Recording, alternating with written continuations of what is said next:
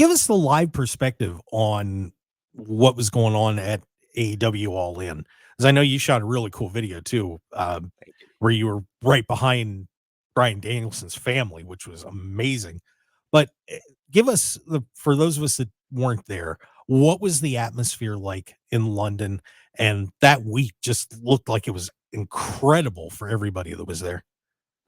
Yeah, I mean, just the atmosphere was like really excitement as they draw near, in London, you started feeling more and more people getting excited about the show. Like the kind of the buzz wasn't the same as like last year, like weeks ahead, where it was this historic event last year, the first time that they ran Wembley Stadium and 80,000 in attendance. But as it drew near, seeing that, it's a company that's not WWE going to have 50,000 in Wembley Stadium, it's still a big deal. And what was kind of the overall kind of like thought process to a lot of the fans going to the event and a lot of the fans that I talked to is that this year's card for All In was much better built than last year's card, in that this year's card, they really built it like it was their biggest show of the year, like their big season finale for like the fans of WWE who feel like the WrestleMania is the culmination of a whole year. It felt like that for All In London this year. And just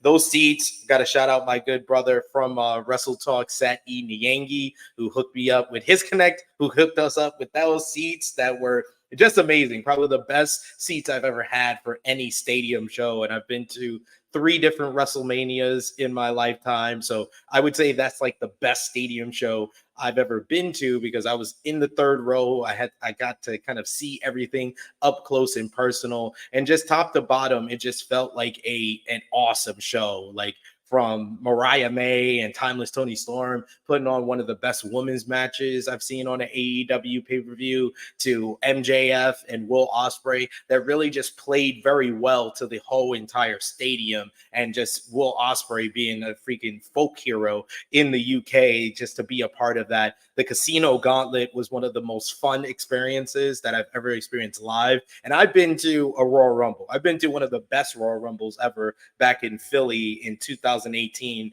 Rumble 2018, with Shinsuke Nakamura winning the men's Royal Rumble and the first ever women's Royal Rumble. And I thought that was one of like the most fun experiences I've ever been live to an event. But like the Casino Gauntlet is on par, if not better, than that, seeing it live and just not knowing the intervals in between. Because with the Royal Rumble, you kind of know it's every 90 seconds, every 2 minutes, regardless. Sometimes they switch it up year to year. But with the Casino Gauntlet, you don't know when that countdown clock is going to show up on the screen. So when it does, you're like, okay, what's next? And Nigel McGuinness, as a lifelong Ring of Honor fan, and I've been going to Ring of Honor events since I was like 18 years old in the Hammerstein Ballroom in New York City. To see Nigel McGuinness for the first time in 13 years come out in front of those UK fans in the Casino Gauntlet, I will never forget that. That was just, I jumped out of my seat. And if I had the hops like a LeBron James, I would have jumped out the open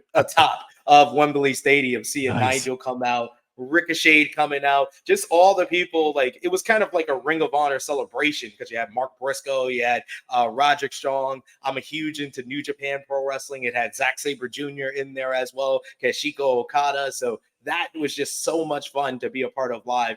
And Bryan Danielson versus Swerve Strickland is right now like 1A, 1B for match of the year for me, because the storytelling was otherworldly. It was just sensational to watch live, with Bryan and his family being right behind them, and like Swerve stomping on Bryan as he's bleeding. And literally, I've been telling everybody all week, Birdie was crying for 10 minutes. 10 minutes of that matchup. That poor little girl did not know that this is all planned ahead of time. They did not tell that little girl, because they consoled her. You had friend of Brie consoling her. You had Brie consoling her. But at the same time, she's enjoying the moment, because she's like, oh, she doesn't know. This is going to end well.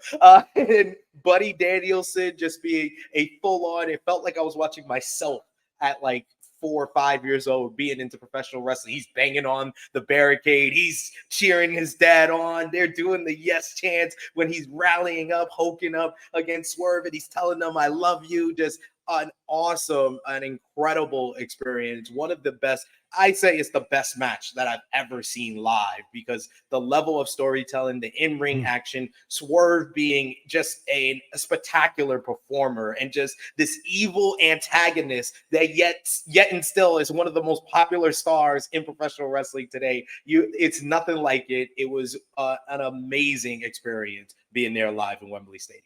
Oh man, I wish I'd have gone. I feel bad now. You just made me feel even worse that I missed it. Thanks, SP.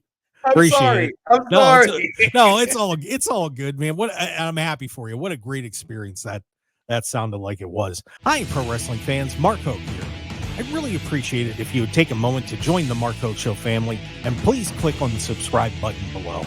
Also, please stick around and check out the incredible sponsor of this video. Thanks for joining us, and we'll see you again on the Mark Hoke Show YouTube channel.